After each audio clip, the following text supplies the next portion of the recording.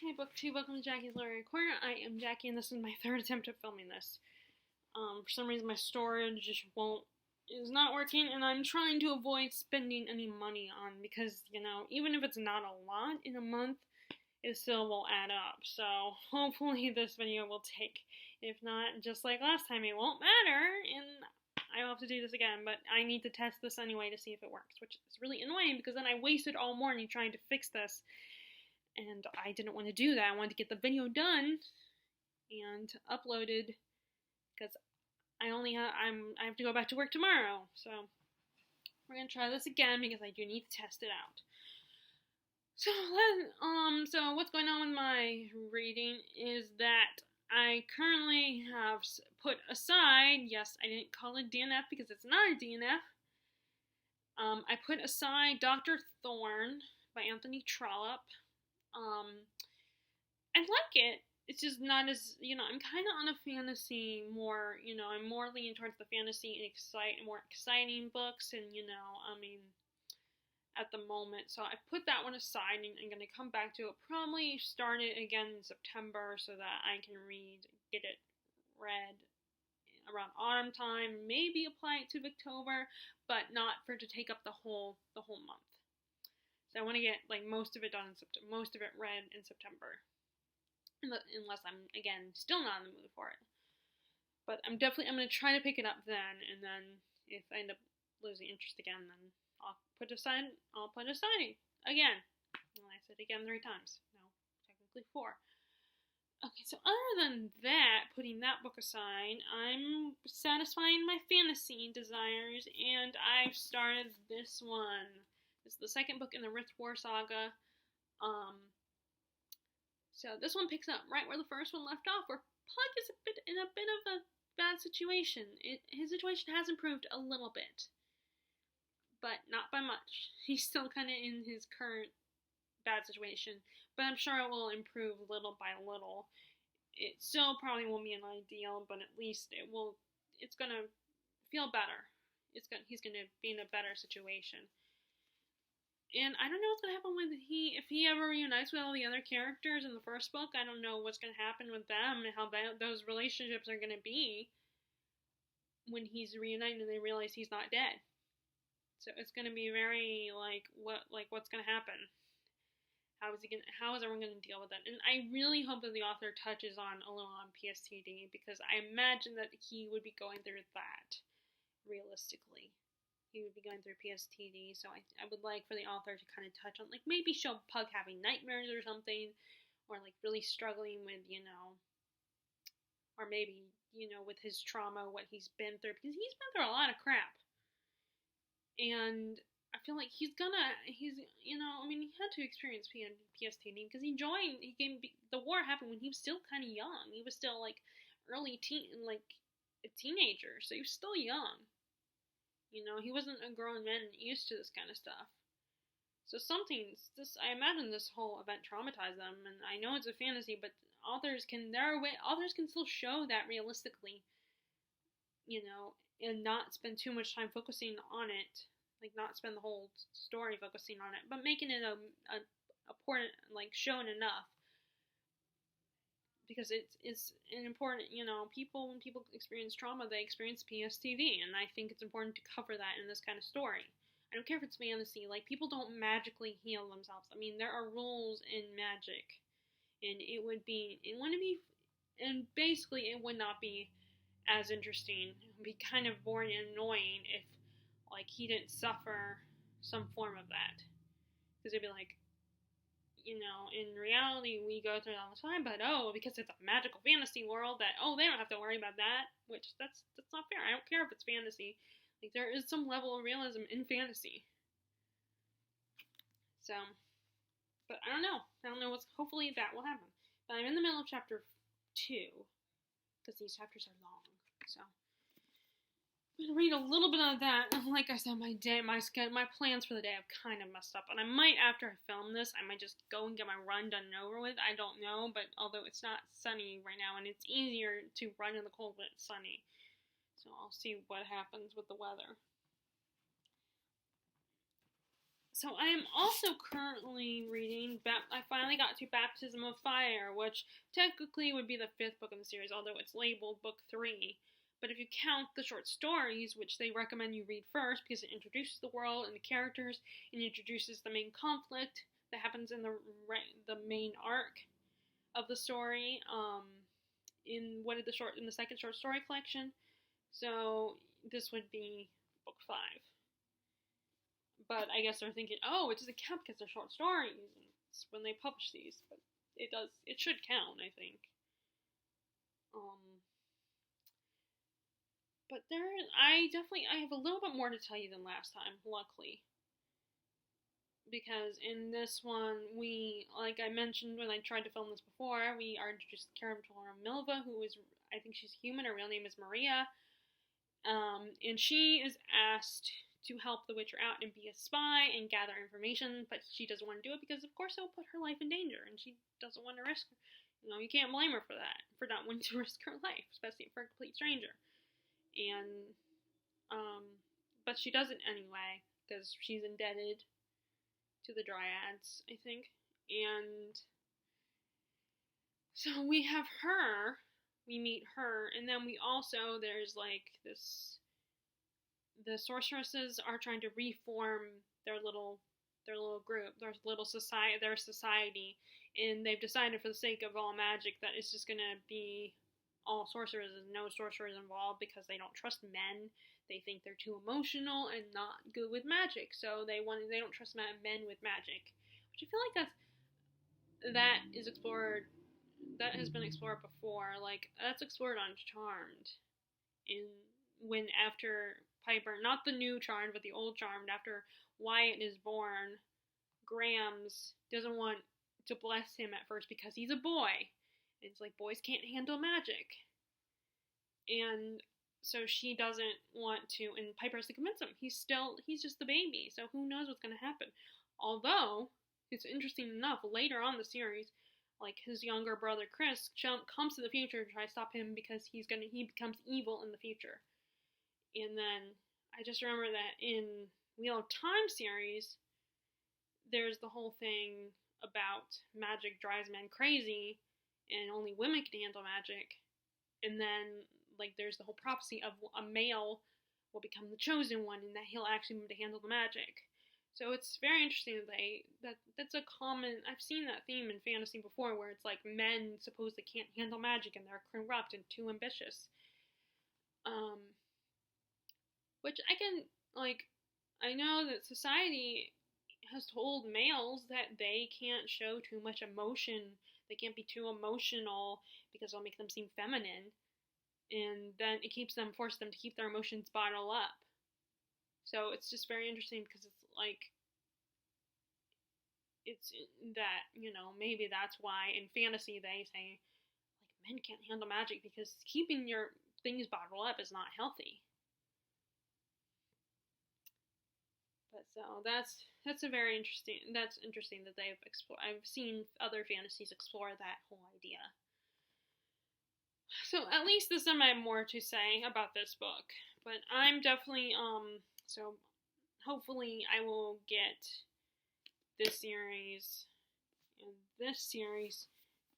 finished this year, because again, I don't want to make the same. One of my biggest problems is that with series that I take several years before I finish a series, and there's some that I really probably don't have an excuse for, and the books are not that hard to read, not that long, and I've gotten better at reading chunkier books within a year, so I need to, and these are not that long, but the chapters are short, it's just the individual chapters are long, but there's not that many chapters in each book, so I need to fix that little problem of not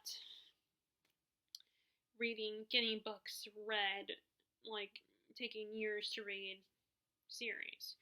And that's what I was hoping with the Barsetshire series, so I can finally read the first book and his other series, the Palliser series, starting with Can You Forgive Her? I mean, I guess I could start that one anytime, because it's not like those series are linked. You don't have to read them, I don't think.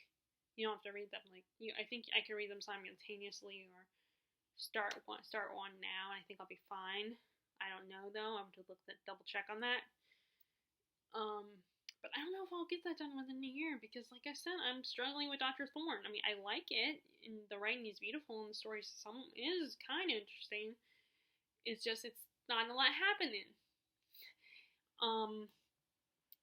So I don't know what's gonna happen, but I finally started another. This is another trilogy actually. I decided to start reading this one, and with this one, I also have a little bit more. Still not a lot to tell you guys, but a tiny bit. We have our main character, Adamant, I think his name is, and he's been summoned to meet the Marshal. And when he gets there, it's a bit Marshal Tamas. But when he gets there, it's like he's caught off guard because he's surprised where they're meeting. And he gets there and sees a lot of dead bodies, a lot of blood, and you realize that there's been a bit of a coup, a bit of a rebellion, and he's shocked that this happened. And he doesn't know how to handle, and he doesn't know how to handle it. And he thinks it's not right. That they shouldn't have done it. Field Marshal, that's what he is.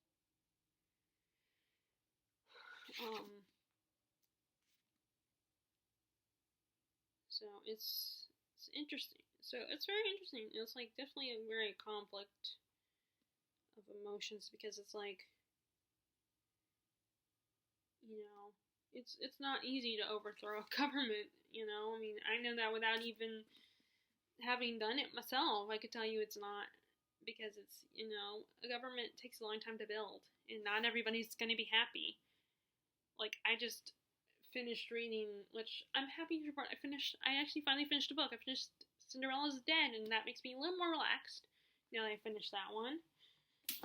And that one also, like, it kind of involves the characters when they're all about defeating the king, the evil king, the tyrant king, and they're worried. Well, they're also thinking about the possibility that things are not going to, even if they do defeat him, it's like, what do we do after? Not everybody's going to be all keen on all the change is not going to happen overnight. They're not going to just instantly be cool with this because it's been like this for so long, ever since Cinderella's time. So it's like, how do the people don't know how to deal with this? Will be like, the people won't know how to deal with it. It's like they're going to be so used, especially the men are so used to things getting what they want, and whenever women, that the change is not going to happen that easily. So the characters are very, Sophia and Constance are very worried about that, of how people are going to react after the fact, and knowing that even if they defeat the king, it's not going to be easy. So that kind of rebelling and defeating and usurping the bad guy is not the person that's the evil, the tyrant or whatever. I mean, and also Mistborn kind of deals with that too. Like, change happens gradually. That's, I think, it took years for France in America to get to the place we are at now, which although currently it's not 2020 was not the best year for America or anywhere around the world actually. But yeah, it's gonna be hard, and this book I think is all about that. How these characters they gotten rid of the king and everything, and they're dealing with the aftermath of that. And how do we deal with that? What do we do now? And not everybody is going to be too keen on this rebellion and stuff. And I'm guessing this is the guy that we just met in the first chapter. Not Adamant, but the guy he goes to see, the field marshal guy. I think that's him. Going by the description. And then I'm guessing he's on the cover of the Crimson Campaign too. And let's see if we have the other books. I think I've seen all 3 books on the cover on here.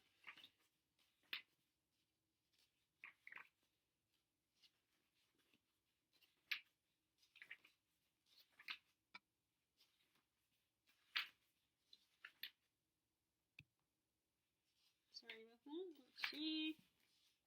I know I've seen a picture of the other book. Stormzy Campaign on the back of that one.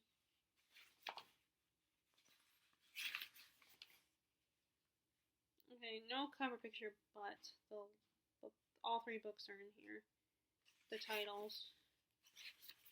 There's a map. Yeah, okay, so I don't know.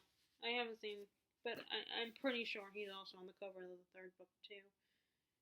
Like, I think he's the main character, or, you know, or one of these or it could be one of those stories where he's not the narrator, but he's a main character, and it's our narrator's kind of watching him and observing him. Like, maybe our narrator is adamant. It's all about his interactions with the field marshal. Maybe they become, like, friends or something. They become close, possibly. That's what I'm thinking. I mean, it might not be that. But, I mean, it's narrated by the guy, the Adamant, and he's not this. I'm pretty sure he's not this guy going by the description. I also have, like, other than that, I have 2,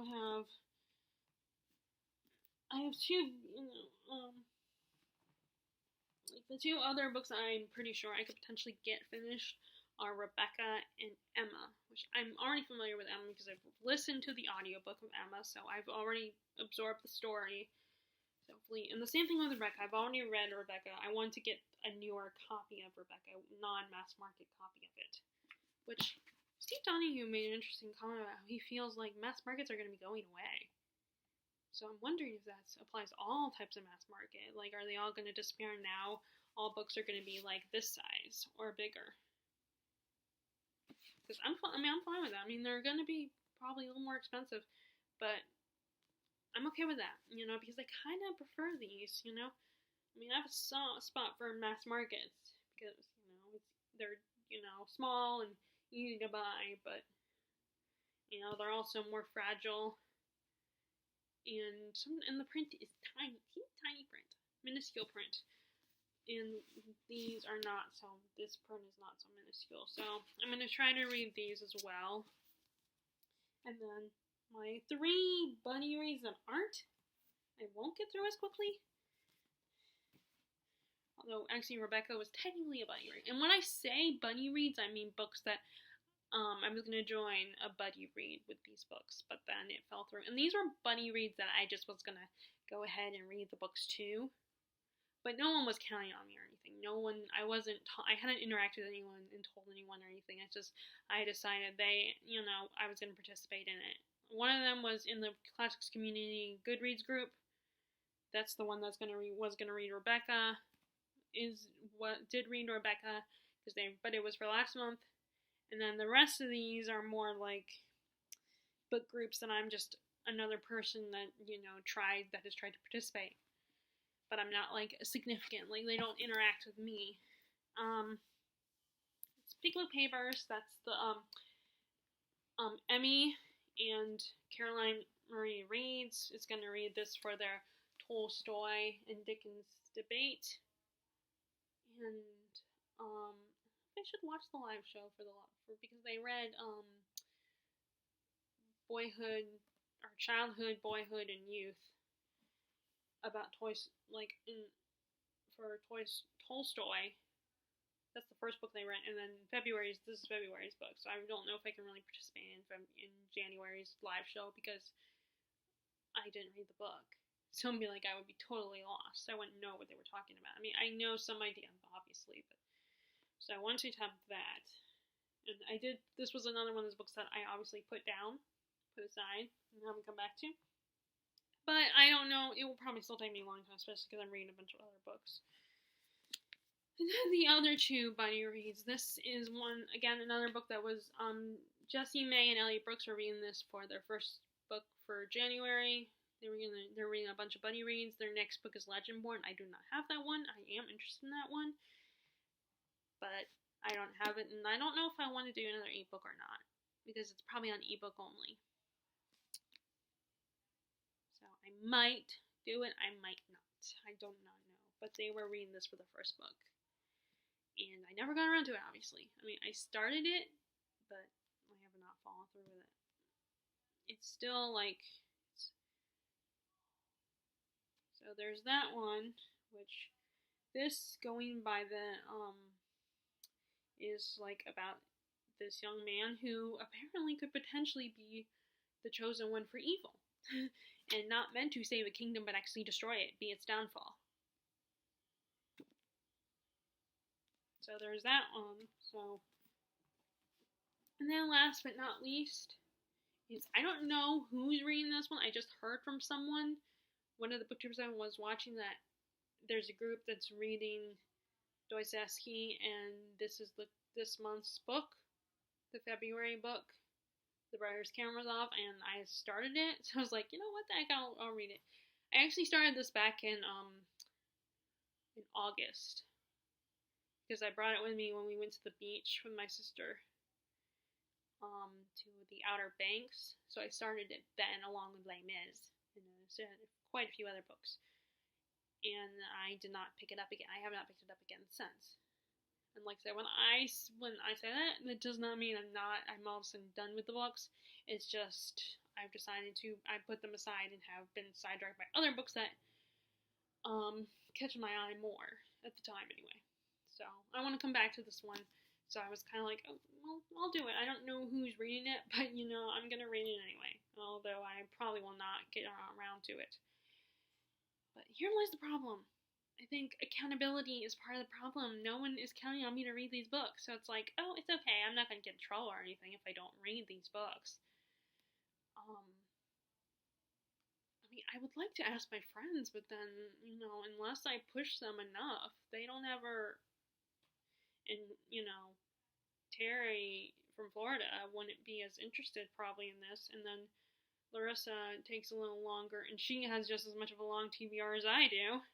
And takes even more time to read, and then, as in, like, how long it takes her to read a book.